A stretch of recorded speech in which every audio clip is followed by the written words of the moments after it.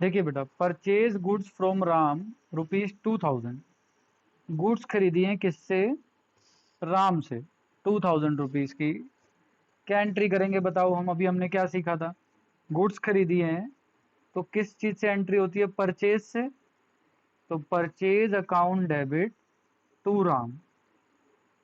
राम क्यों लिखा? बिकॉज पैसे नहीं दिए। पैसे किसको देने हैं? हमें राम को देने हैं, तो उसका नेम लिख दिया।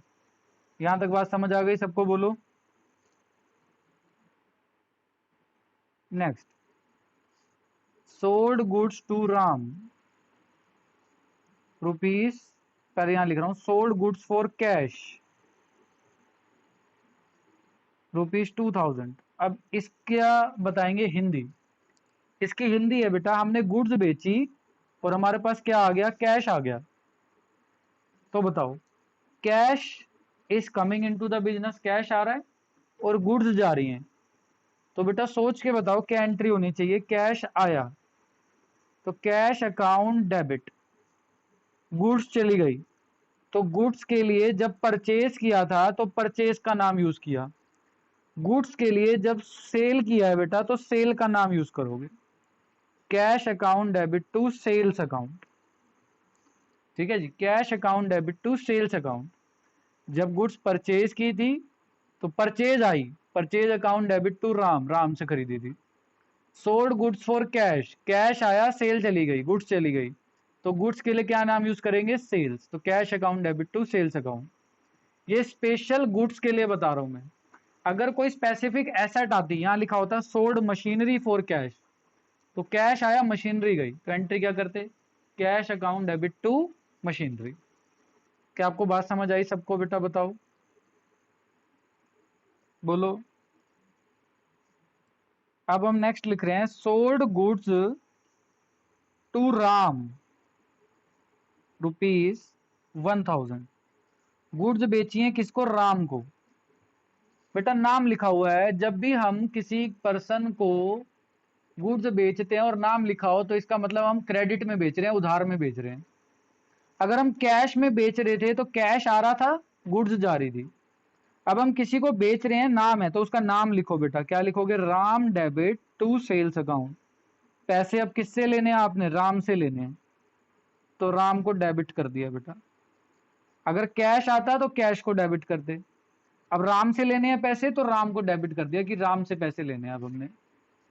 क्या आपको बात समझ आई या नहीं? बोलो।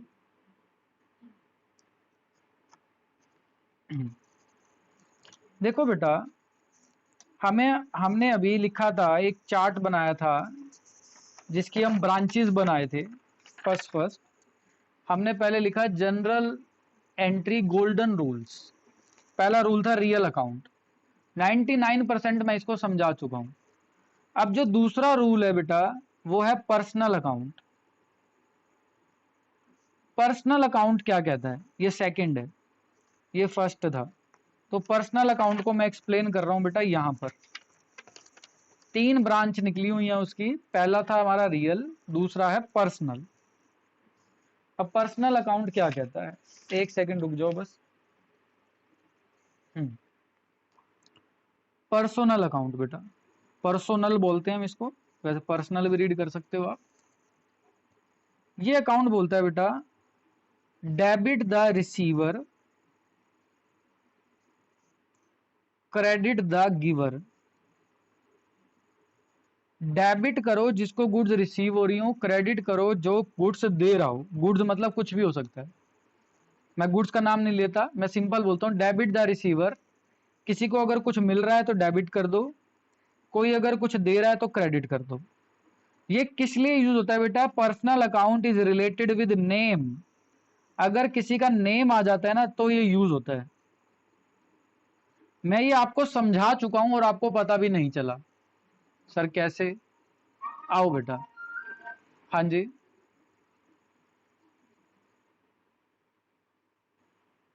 बेटा मैंने अभी कुछ नहीं समझाया है, मैंने अभी सिर्फ रूल लिखा है पर्सनल अकाउंट का, debit the receiver, credit the giver.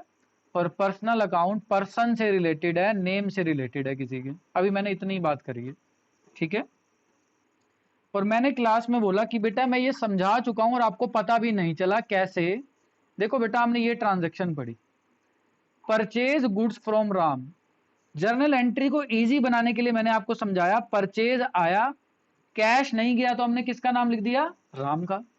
लेकिन अगर हम इसको डीप में समझें तो नेम आया है, नेम से रिलेटेड कौन सा अकाउंट होता है? Personal account.